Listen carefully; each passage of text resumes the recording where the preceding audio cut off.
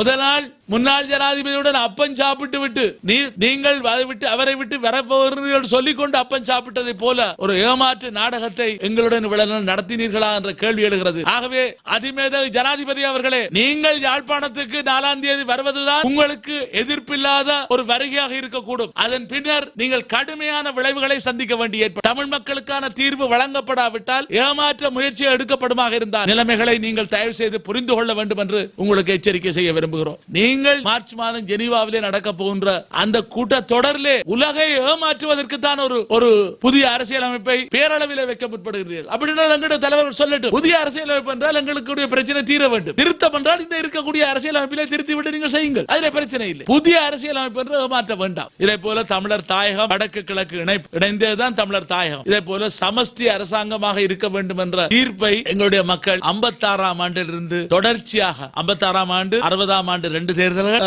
65 70 77 இவ்வாறு தொடர்ச்சியாக வாக்களித்தது மாத்திரமல்ல 2015ஆம் ஆண்டு தேர்தலிலும் சமஷ்டியுடன் கூடிய ஒரு அரசியல் தீர்வை தான் தமிழ் மக்கள் அங்கே கோரி நின்றார்கள் என்பதை சுட்டிக்காட்ட விரும்புகிறோம்.